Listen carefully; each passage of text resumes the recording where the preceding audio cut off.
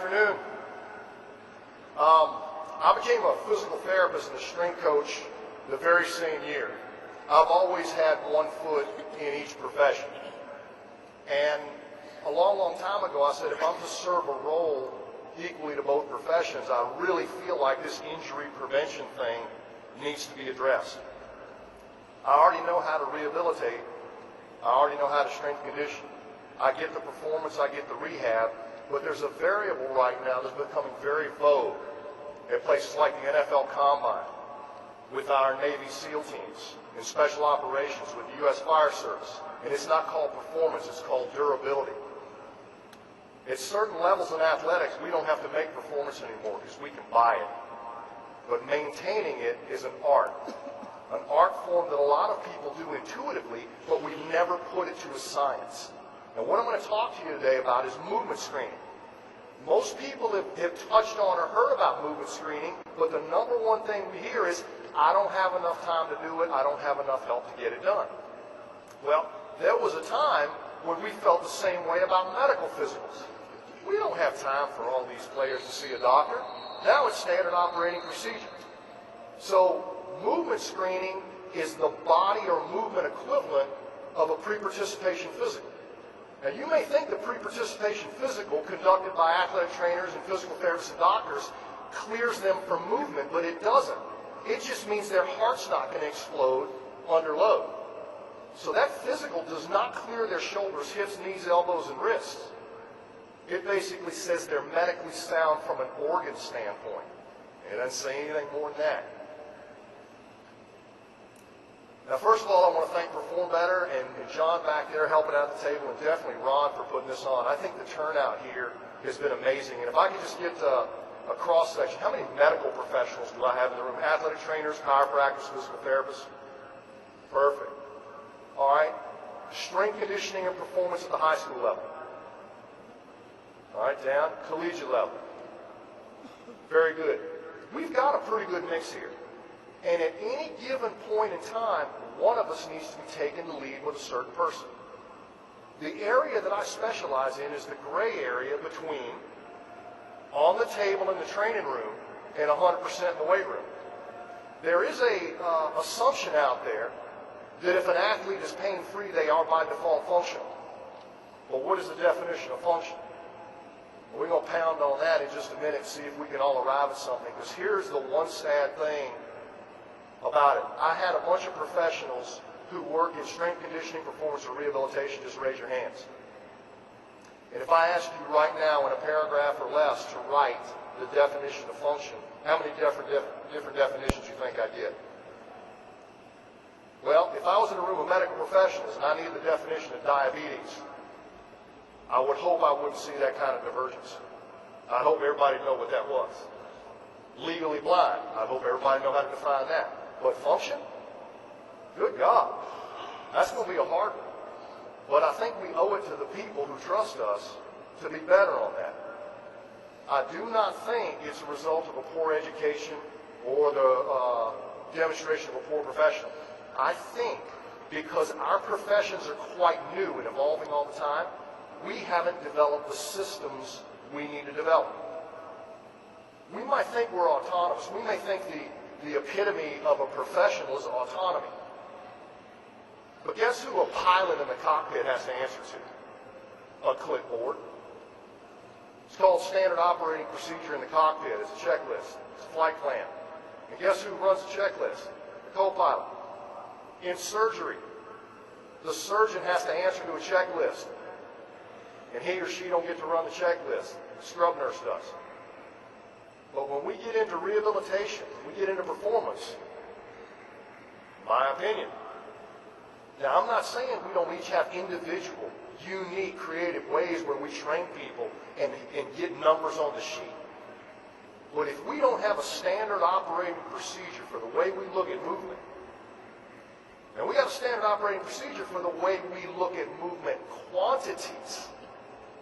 I'm going to time your speed. I'm going to check your strength. But do we have standard operating procedure for the way we look at movement qualities?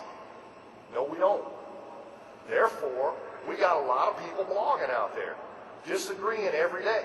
We got people trying to come up with functional programs that yield greater function without ever baselining function or defining function. So I imposed a role upon myself. I said, same thing Gandhi said, be the change you want to see in the world. So in 1997, young physical therapist, I proposed a functional movement screen. I presented it both at the National Athletic Trainers Association meeting and the National Strength Conditioning meeting, 1997. It ain't the only test. It's a test of movement competency, okay?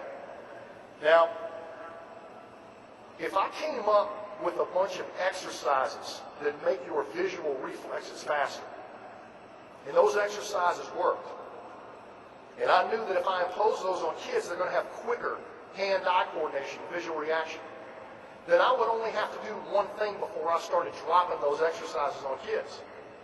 Make sure they don't have visual problems, right? Because what if the kid don't have 20/20 vision?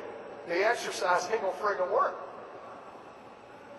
It's like going to music class and not checking to see if any of those kids are tone deaf first. They can't hear the changes that I'm grading them on.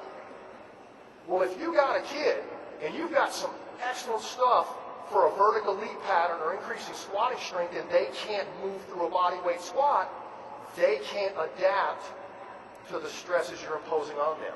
That means loading a poor pattern will reinforce what? A poor pattern. More ain't better all the time. Okay?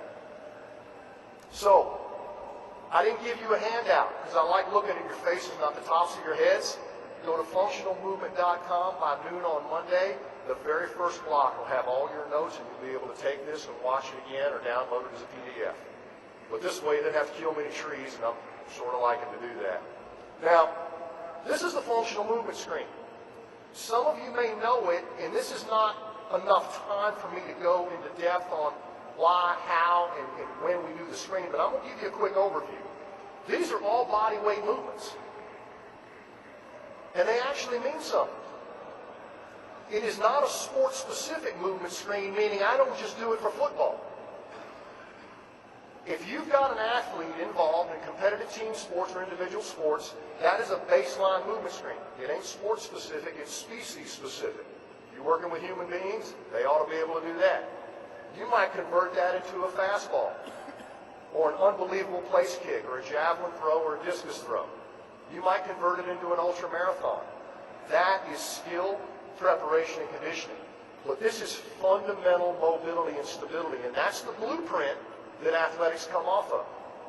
Nobody's ever deconstructed like this to us before because we always talk more about the quantities of movement than the qualities. But hammering quantity won't get you quality. Establishing a baseline of quality first will. Now, can everybody you work with at least do that? I didn't say do it well. Can they do that? Can they participate in that without basically having an accident? Now, I don't care who you work with, I get to sit on top of a lot of statistics. 20% of the people that you do that to, that right there, will have pain with one of those tests. They will have already passed a medical pre-participation physical. That means that's low-hanging fruit in my business. If I can find an injury before it happens, if I can find an injury before you make it worse, if I can find an injury before 2-a-days, by God, I'm going to do it because I'm going to save you time. That might be your starter right there. And the one reason that we're so involved in professional athletics right now is simply so the information we get there can trickle down and help you. Because I'll tell you what GM's like. More starters in the postseason. That's the variable we can't have a control over. Wins and losses, any given Sunday. But more starters in the postseason, uninjured, is a statistic. Now, we got a collision and combat sport here, and we can't prevent all the injuries. But how about when a step turns into an ACL? No contact. Why did that occur? Well, fatigue, poor body mechanics, and proprioception. The less efficient you are at what you do and the less good your alignment is when you do it, the more risk you have for a non-contact injury. And depending on what statistics you look at, we're between between 40 and 60% non-contact injuries in practice and training alone. That's low-hanging fruit. That's low-hanging fruit. We can take it off the table. So 20% of any given team that you screen right now that has already passed a medical physical is going to have pain in one of those movement patterns. And those are simply the same movement patterns that we're going to hammer, exercise, and functional train. The hip mobility Lauren was talking about in sprinting, it's right there. The functional patterns Dose was talking about this morning, they're right there. But before I load those patterns, I want to make sure your body weight doesn't have a problem with them. So our responsibility is to find out who that 20% is. Now guess what? I'm not trying to scare you. I would say 50 to 70% of that group right there, show them the stretch they need and give them a friggin' foam roll. They'll be fine. Some of those need medical attention. I can't tell you who's who. All you got to do with your movement screen is pull that group, get them to your trainer, get them to the physical therapist doctor, say, check these movements out. They said they got back pain when they squat. The movement screen cannot diagnose the problem. It can only identify the problem. The problem is their back hurts when they squat. Please tell me why. Their ankle hurts when they lunge. Their shoulder impinges when they reach back. That's all the screen does. So it rehearses all the movements you need them to do under stress and load before they got to do them under stress and load. How much time is this going to take me? 10 minutes per kid if you're good, or you can do it in stations. I'm not even saying you got to do these by yourself. All the people that want to help you, and even students. We've had students at the high school level get certified in movement screen. Because if you can pass a CPR test, you can pass a movement screen test. You don't have to be a medical professional to do this.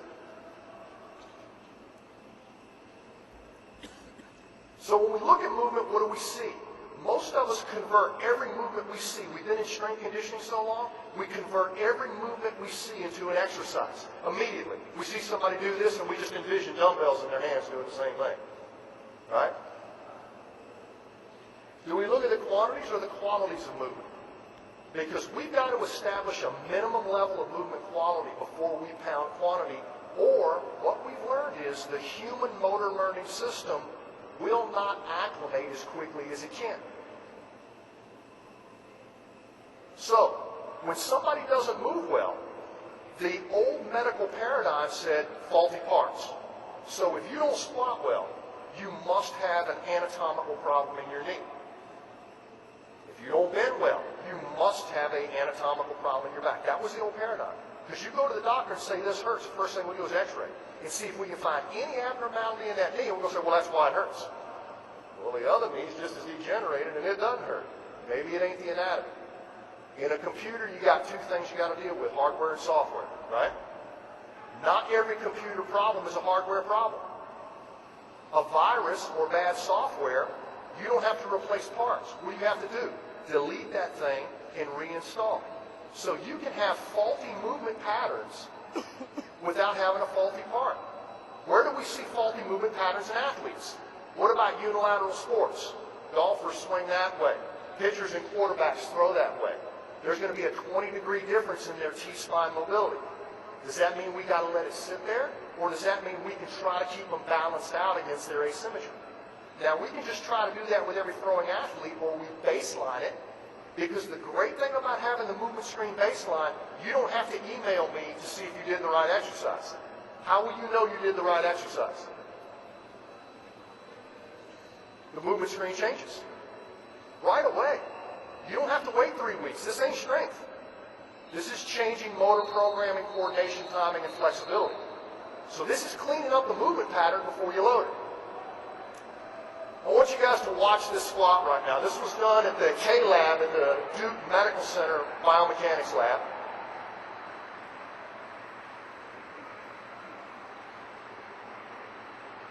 Everybody see what's going on here? That ain't with weight. That's body weight. You want the backstory of this? This athlete had an ACL injury. Had the ACL reconstructed, was rehabilitated and released both by the doctor and the physical therapist on the case. This was done 24 hours after they were released to play. let's just be frank here. Was that a bad doctor and a bad therapist? Before you say anything, I can show you a strength coach and put weight on that. We don't have standard operating procedures, so we do stuff that looks a little stupid sometimes. That surgeon reconstructed a knee and said, make that quad strong. That therapist listened, made that quad strong. They did not rehabilitate the patient, they rehabilitated the knee. Guess which knee got reconstructed? The left.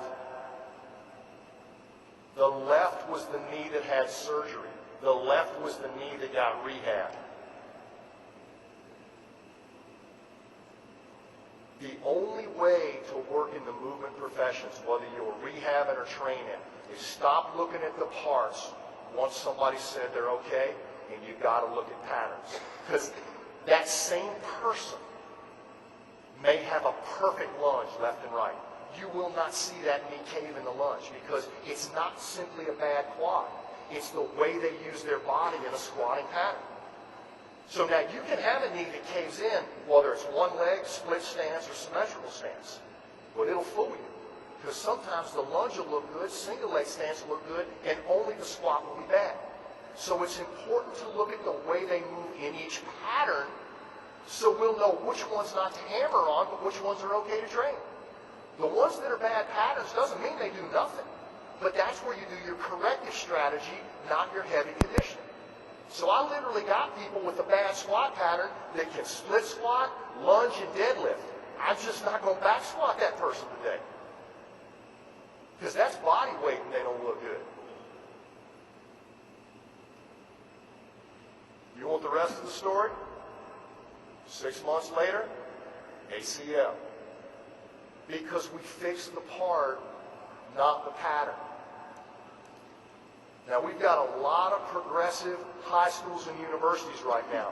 And even if the physical therapy breaks down and doesn't screen that kid when they release them, a strength coach has a chance to screen that kid before you train them. And if they flunk the screen, you've got a few things you can do. Clean up that pattern on your own. If they're still in pain, get them to somebody who can help them. But loading that will get you more of the same.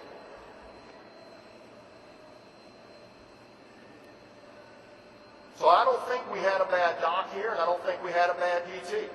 I would expect, now that they've heard this talk, they might do something different. But the way you capture this is not being paranoid about it. It's simply doing a screen. So in rehabilitation, you're coming out of my clinic, you're coming out of my training room, you may be out of pain. There's no pain right there. But you're not functional yet. A lot of people don't like to hear that. I'm sure this kid doesn't want to hear, you spent all the time you needed in rehab, but you still can't play. Mom and dad are going to be upset. Kid's going to be upset. My medical advice says you can't play. There's coaches out there that are still going to play you. There's parents out there that are still going to let you play. But guess what? I stand strong. And I'll be here for you if it blows up, and if it doesn't, I commend you. But my practice act, my ethics say you don't play. Because you're pain-free, but you're not functional. We've assumed those were the same thing, but they're not. So we're not necessarily always looking for bad parts, even though sometimes we find them. Sometimes shoulder impingement is a spur. Sometimes shoulder impingement is just a sloppy scapula. So what we see is a broken pattern. Hips get stiff, core gets sloppy, shoulders and upper back get stiff. Well, you don't work on one part to fix that. You work on the whole pattern. Which pattern? The pattern that looked worse on the movement screen. Hammer the pattern, not a part. Until you reset that thing, and it's back the way it's supposed to be. So corrective exercise, all the prep, all the foam roll, all the little bodyweight stuff we do, we don't just do it for warm-up. If it's not aggressively changing the quality of their movement, don't do it. There's a lot better ways to get a warm-up. Neurologically, power plate, push-ups and claps in the middle, jump rope, those are all great ways to do neurological warm-ups. But if you've got an asymmetry or a bad movement pattern, your entire warm-up needs to be dedicated to that. Now, the knee-jerk reaction to a lot of the information that I first introduced was great. I really like what you're doing. Give me a 15-minute warm-up that works for every kid regardless of the problem. We can do that, but guess what you're going to do? You're going to spend 1.5 to 2 minutes on every problem, right? But what if your only problem is shoulder mobility? T-spine mobility, the ability to get your shoulders back. Your core's good, your hips are great, your ankles move. Wouldn't you rather spend your 15 minutes on shoulder? You can't even touch your toes. Let's spend the whole time getting that hip hinge back. So there's two ways to do this. We can do one-size-fits-all functional mobility for the whole team, and it'll be okay. It can be quite successful in some cases. But better yet, and one of the things I recommend both in our military consults and our pro and collegiate teams is the movement screen is going to put you in categories of problems.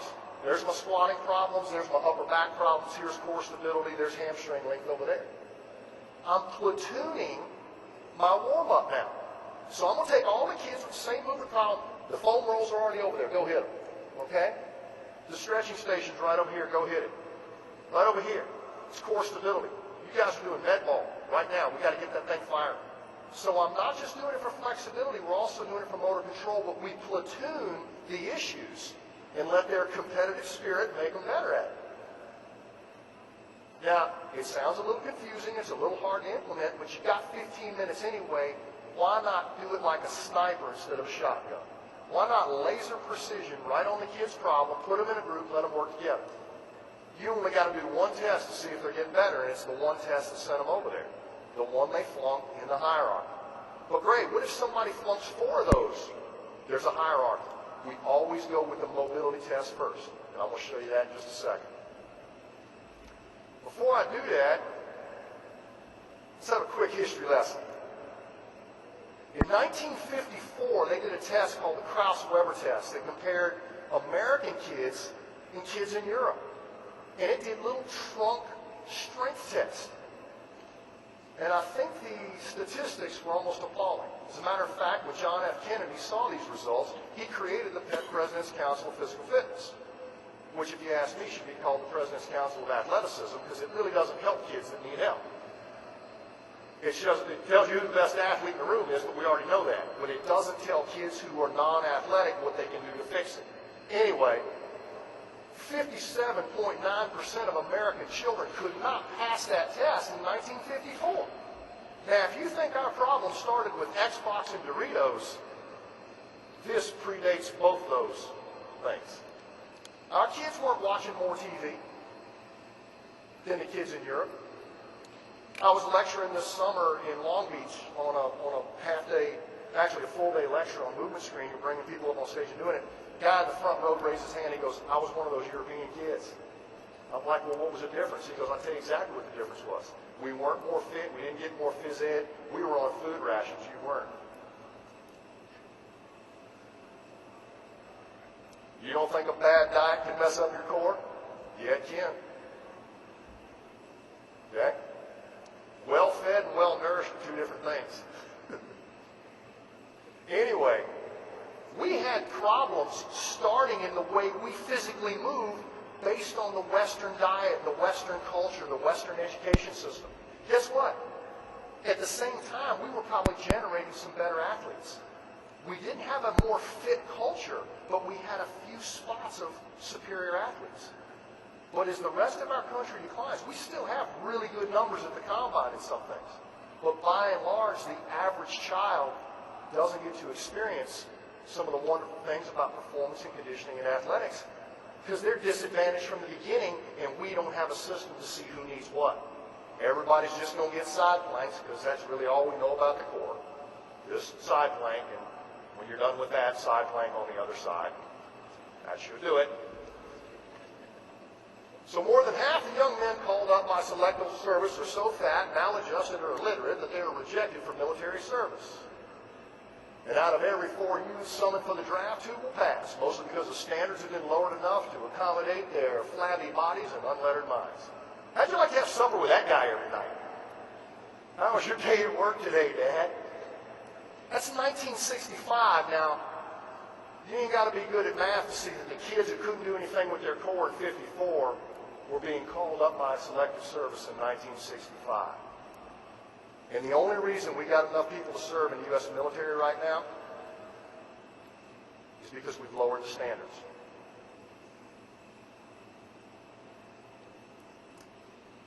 We used to teach people to shoot from that position, but since Korea, not anymore. Why? Is it because deep squatting is bad for your knees? Well, you know, if you ask most orthopedists, is deep squatting bad for your knees, what will they say? Because when people who are shitty squatters squat deep and it hurts their knees, instead of just saying you're a shitty squatter, they say this deep squat is shitty, right? But there are lots of people that can do this pain-free. Anybody ever had a 3-year-old run around your house? Not a problem. Okay? But between 3 and 30, a lot of stuff happens. But why would you expect that movement to get stronger without improving the quality, the alignment, the integrity, and the balance of that movement first? If you've got a whole bunch of people that can't deep squat, and you don't feel like being scientific at all, go find you a hill about like that, and let them stand facing downhill. And 2/3 of them will be able to squat deep because you've given them a heel lift, right? We've done it in the gym. We put your heel up on a plate. By doing that, you plank them up in the front, so you increase their core stability a little bit, and you take away the stiff ankle phenomenon, and they can go deep. And what if every week you did a bunch of squats in that position, because now they can squat, but each week you moved them to lesser and lesser slant till all of a sudden they were on flat ground?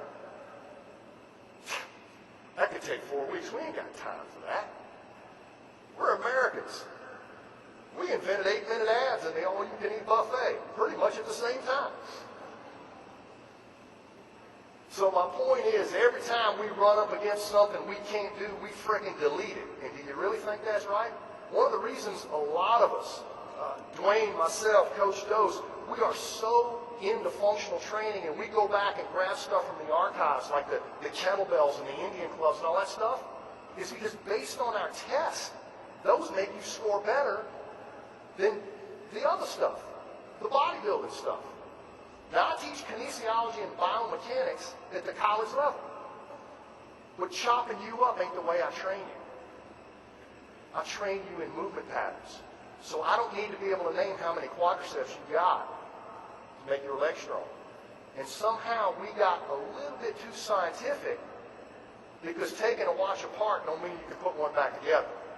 There's an art to that. So deconstructing things kinesiologically and training in isolated muscle groups is not how to do that. Now, ask yourself this question every time you get too focused. Will training my glute medius give me a better squat, or will getting a better squat make my glute medius fire authentically? The glute medius fires when the hip goes through a certain range and the pelvis is maintained stable. And it won't fire if you don't own your alignment. Just like if you don't pack your shoulder, your rotator cuff is going to dial back. And your press strength goes down just because your foundation went down, because your system's smart enough not to give a huge neurological load where you don't have integrity. It's called inhibition. So a lot of the weakness we think we uncover in performance programs is poor alignment, faulty mobility, poor stabilization. You know how I know that? Because we can change it in less than 3 days. And you can't change strength in less than 3 days. You can't.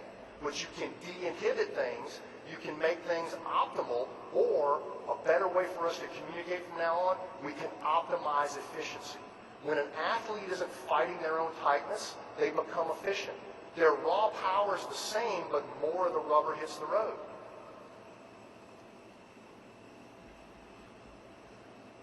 There's a book out called Checklist Manifesto. It was written by a surgeon, but they talk about how every profession goes through an evolution. First of all, we get highly educated. Then we feel very self-important. Then all of a sudden, our opinions are like the 10 Commandments. We ain't going to break them for nobody. Well, pilots didn't stop killing each other until they started standard operating procedure in the cockpit. That doesn't mean that the clipboard flies the plane. I still need a professional to think on their feet, but there's baseline information that needs to be checked. Whether it's surgery, whether it's building a skyscraper, whether it's in the pilot cockpit, But we don't use standard operating procedure when we talk about movement. Therefore, if my background is kettlebell training and his is Olympic weightlifting and hers is Pilates, we can't even communicate. It's Spanish, French, and Italian, and we're just pissing each other off. But we're all working with the same bodies. So when I wrote the movement book, I did one thing intentionally in chapter 15. I introduced 10 principles of movement. Because our methods may differ. Okay? There's a lot of different ways to get out of a bar fight. Okay? A lot of different fighting styles to be successful. So the way we get somebody moving better is not nearly as important as the principles we follow. And what are those principles based on?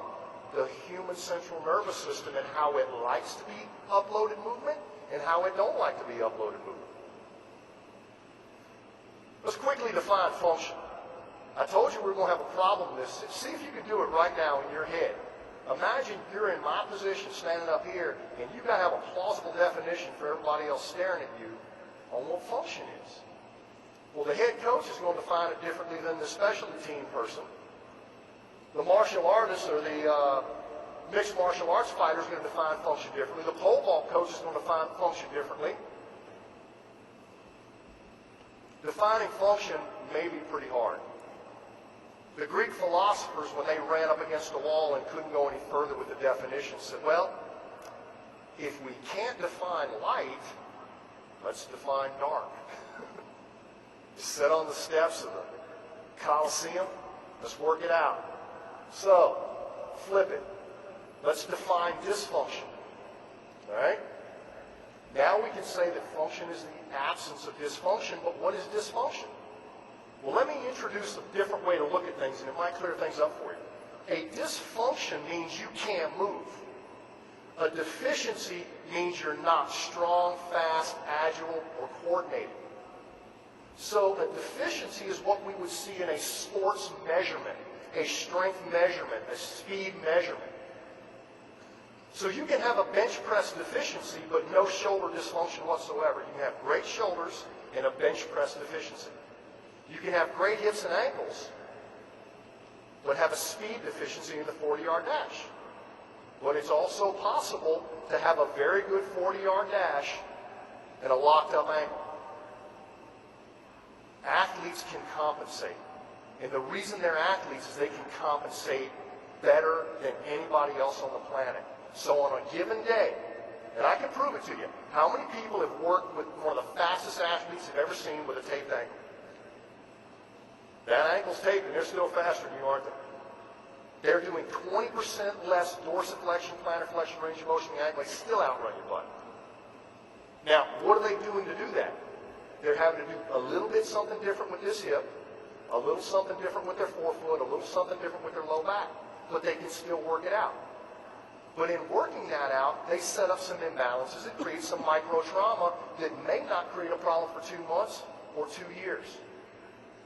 But the whole point is, if we look at dysfunction as limitations in movement competency, and deficiency as limitations in movement capacity or physical capacity, now we can actually break it down. Because let me tell you, if somebody's got both problems, as far as I'm concerned, they only got one. If they squat poorly and they're also weak in the rack, then I'm going to basically say they're weak in the rack because they're squatting poorly, because I can't prove anything else. But if I clean up their squatting pattern, they're still weak in the rack, now I know what to do. How many people know how to get somebody stronger in the rack? Good. But if you bang on that strength without them owning their alignment, their integrity, their balance, their range of motion, their body awareness, there's a good chance you could give them a higher capacity to squat poorly.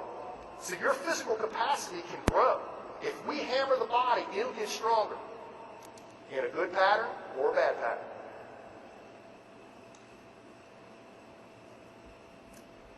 My definition of dysfunction is movement competency below a standard accepted level. The accepted level is based on two things: risk of injury or poor adaptive capacity. Have you ever seen a kid that can't get faster or stronger? Have you? I'm one. I wasn't that great. If you've seen somebody that falls in that, it's real easy to say, bad genetics, motor moron, whatever. But if you went back and deconstructed how they move, tapped on the weakest link of their problem, they might never not be a superstar, but they can make an improvement. But when we see people that can't adapt with conventional programming, they might have a movement competency issue. Or the durability rating. That's number one thing I think the movement screen got to look in the military and the fire service and in professional athletics, is because the movement screen doesn't tell you the best athlete in the room. Sometimes the best athlete in the room doesn't screen very well because they're getting there the only way they can. But what it means is their durability may be compromised. You will find somebody who moves poorly and never has an injury, but are they the exception or the rule? Statistically speaking, movement screens below the cut, there's an acceptable cut level for movement screen, 2.5 times more likely to have an injury in a given season with appropriate instruction and supervision.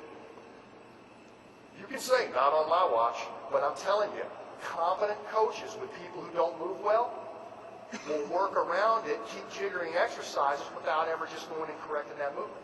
2.5 times more likely, and these are pro athletes. So these are your movement screens, and the way we grade it is if you do the pattern near perfect, I'm going to give you a 3, and we're going to move on. We're not going to debate it. We're not going to put a protractor on it. We're not going to pull out the laser level. Do the movement, get a 3, move on. If you perform the movement but have a compensation, there's an imperfection in the pattern, but you still completed the pattern, you get a grade of 2. So I think you can see here, the movement screen is not a measurement tool, it's a movement grading tool. And that's what a screen is. It doesn't tell me what's wrong, it tells me something's wrong. Anybody ever used a blood pressure cuff? Does it tell you why people are hypertensive or that they're hypertensive? Okay? The reason they're hypertensive could be because they don't like you while you're doing the blood pressure. They could be hungover. They could have inelasticity in their arteries. That can be figured out at another point in time.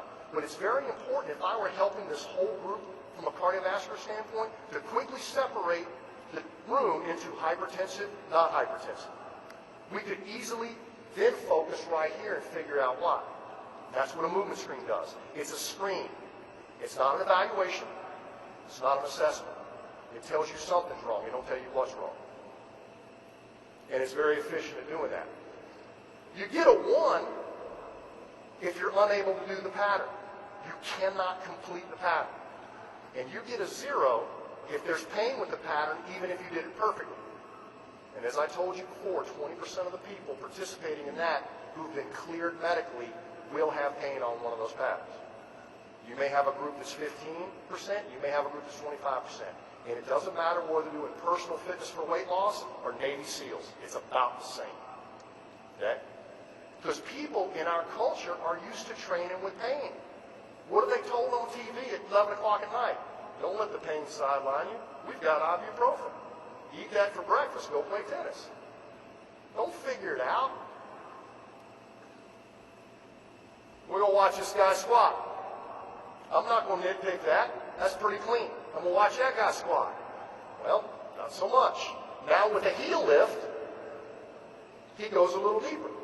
So, the first guy, pretty clean squat, move on to the next test. That guy, I can't give you a 3, so I'm going to give you a heel lift. There's your compensation. And he still can't break parallel. We score that guy a 1. Now let me make this relative for you. 48% of the linemen going through the combine last week in Indianapolis got a 1 on their deep squat. 48%. The veterans in the NFL squat better than the kids, the 22-year-olds coming into the NFL. If you're a high school or college strength coach, own that. Own it. All right? How well they squat is more important than how much they squat. And they won't ask you to make them squat better. They'll ask you to make them squat more. Your professionalism will do the right thing. I'm telling you right now. 3 years running in the NFL, the movement screen has been a station. If you want to help kids get a chance, they're looking at that too. It ain't just how big and how strong and how fast. If you can't move, they don't want you. So if you sacrifice flexibility to get strength, it's not a good exchange. The best strength and conditioning programs I've ever seen don't rob Peter to pay Paul. They keep you moving, they make you big. They keep you moving, they make you fast. They keep you moving, you stay balanced. 48% of the linemen who have to make their money getting like that can't get like that. Okay? They're getting by on their athleticism and talent, but if I bought that guy right there 15 more degrees in his squat, he would be more efficient. He might not be stronger, but he would fatigue less. He had less chance of injury because when do most injuries occur? Under fatigue, when proprioception and body awareness go down. This guy right here is a triathlete, and he's going to go running today.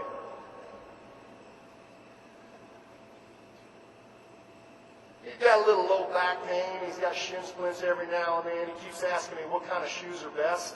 And I'm like, it ain't the shoes, dude.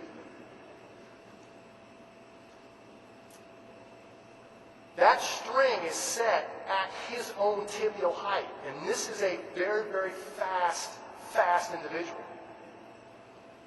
Look at his alignment stepping over his own tibial height.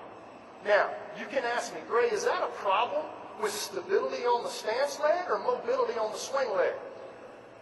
Yes, it is. I ain't telling you what's wrong with that. I'm telling you something's wrong with that. Okay? Now, here's something funny. If you're going to have a bad hurdle step, have it on both sides. Then you'll just be slow. But if you got it on one side and not on the other, you were at much greater risk. A lot of the sports hernias and low back pain we see in well-trained athletes are kids with 2 or more asymmetries in the functional movement screen. We got 7 tests, 5 of them looking the right and left side of the body. If you got asymmetries, it's worse than getting a low score. It's worse. Because an athlete will always adjust against that asymmetry and compound the problem. Now, the first 2 things that you see in the movement screen, and it doesn't matter what order you do the test in, if you flunk every test in the movement screen, my eyes go right here.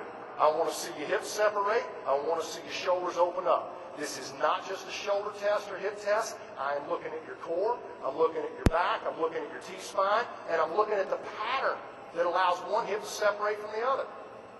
You want an interesting statistic? In one of the teams we worked with, 80% of their hamstrings had a left-right asymmetry on that test. Guess which hamstring went out? When they couldn't lift on one side, they were really short on one side lifting, it was the down leg of the hamstring that went out, not the leg that couldn't lengthen. This leg has to extend for this one to go up. When a leg doesn't extend, your glutes don't fire. When your glutes don't fire, your hamstring pulls double duty. When your hamstring pulls double duty, it gets tired quick. And when it gets tired, it tightens up, you tear it. The next 2 tests, if your mobility's good, open up here, then I look at that push-up. I look at that rotary stability. One is a core balancing test. One is just a hard style core test, and both are important. You need to have this before you have this. Do babies crawl or do push-ups first? Well, if you can pass the push-up test, but you can't pass the crawling test, it's like having really big pecs and a really bad rotator cuff. You can move well as long as you're holding on to something, but when life happens, you've got no stability at all. One comes before the other. And then we look at function in the 3 foot positions where we do function. Symmetrical stance, asymmetrical stance, and single leg stance. It is not sport specific. You put your sport specific test on top of this. So once you screen, you're going to start seeing a team-wide average. Now, a lot of the data and the research out there on the movement screen says out of a possible 21 points, best you can score, 14 is usually the cut point. But I would encourage you to look deeper into it than that, because there's a lot of different ways to score 14. 7 tests, potentially you can get a 3 on each test. But if you have a 1-2 asymmetry or a 1-3 asymmetry on the way you reach, the way you lift, the way you step, or the way you lunge, that's a time bomb. because we're going to equally load those patterns, and they're going to equally stress those patterns when they run. Now, there's a lot of literature out there about how to train the core. I've been on the ground floor of it. I was a back specialist in 1995, not realizing I was specializing in the core at the time. But here's what I can tell you. Jeff Fish gave me this data from the Atlanta Falcons, and it's published in the Scandinavian Journal of Medicine. The green line is the movement screens, and then basically what he did is said, I'm going to only give you exercises that fix a mobility problem if you got one. If you don't have one, they're going to target a stability problem. If you don't have one of those, it's going to target a functional problem. You only get one series of exercises and only work on one pattern. Just one. 6 weeks. The entire movement screen score goes up for every pattern. They only worked on one pattern, but their entire movement profile got better. But here's the thing that blew our mind. We didn't expect to see this.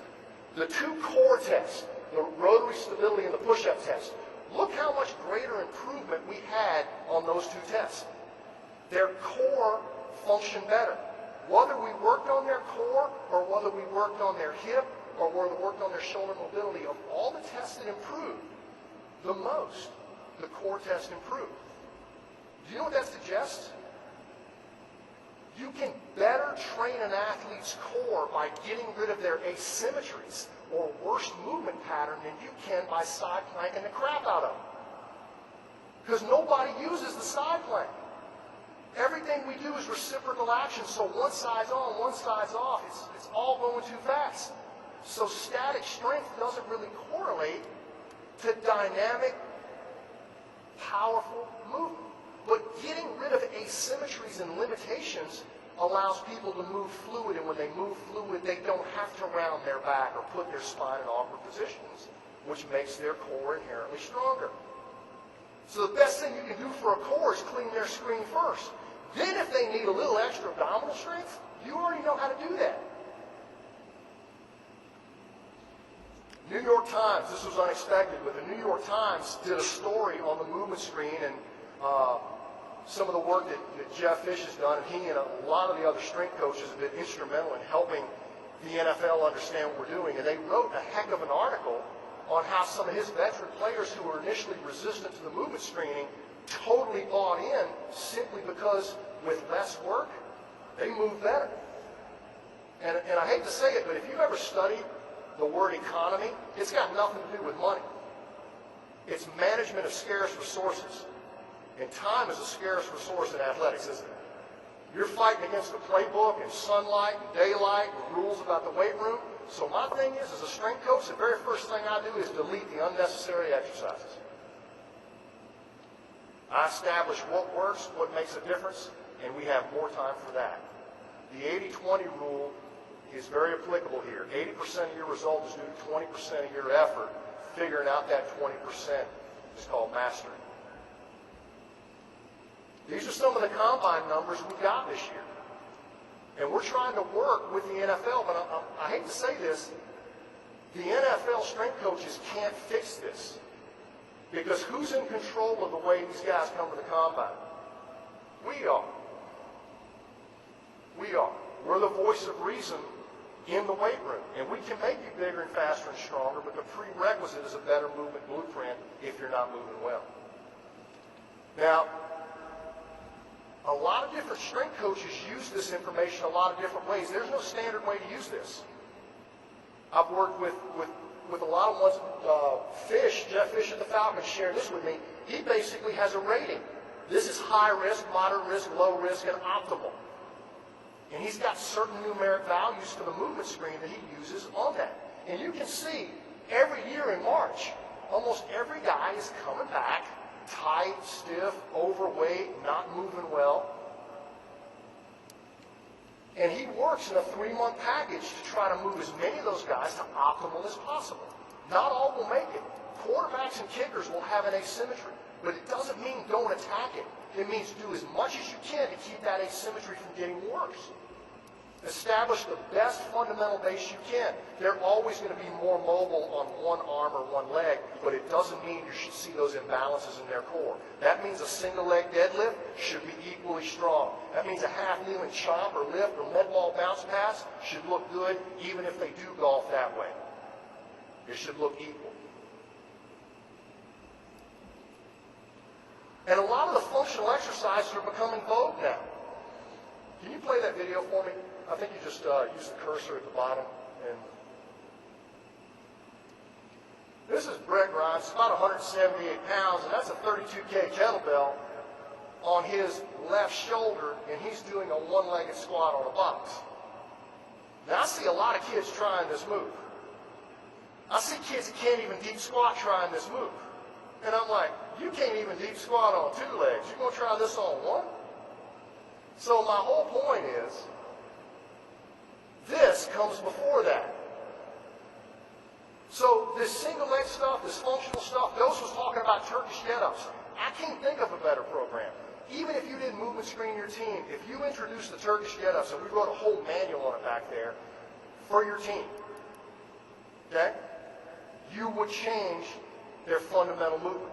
Now, as a scientist, as a physical therapist, as a statistic strength coach, I'm going to say, test it before you train it. Always do that. Get credit for what you do.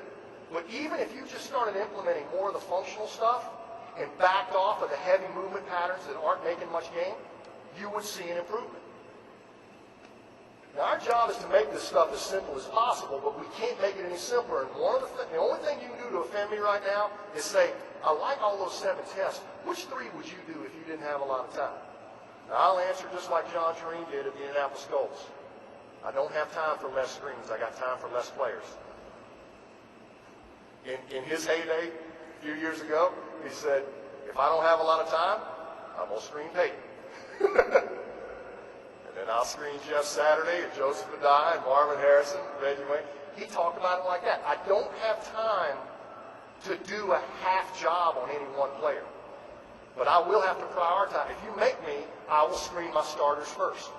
And then I'll work backward from there. But let me tell you, get some help doing the screen. If you're a head strength coach, if you're a head coach, all you do is demand the numbers, and you let the people that help you figure that out. You can get certified in the functional movement screen in a home study course or by coming to a workshop, and it's no harder than getting a CPR certification. You don't need to be a medical professional, but we do need to start looking at stuff like this. So when do you screen? You screen an athlete coming out of rehab to make sure they're functional, or you screen them before you start a new training cycle. So, preseason, off-season, you're going to change training cycles. That's when we screen. I don't know if you know this, but that guy right there is getting ready to ask me how much weight he should do in walking lunges with dumbbells. Maybe it'll clean up my lunge. I don't think so. We got a bunch of the kettlebell stuff. We've tried to deconstruct the kettlebell myth and say this is why it works. It's very vogue right now, and you can grab a kettlebell and hurt yourself, or you can do it and make yourself move better. We try to be scientific with that. The movement book, and I think John back there performed better. You can look on Amazon right now. Whatever they sell it for, he's going to give it to you, and he's not going to charge you shipping. So if you want that, if you've been looking at it, your opportunity's back there. This exposes both the functional movement screen and our medical screening model that we use in rehabilitation. This presentation, every slide I did today, is going to be on the website. Give me till about noon on Monday to upload it. It'll be right there under the banner under What's New. Just download it. It'll be a PDF. The end. Thank you. Right.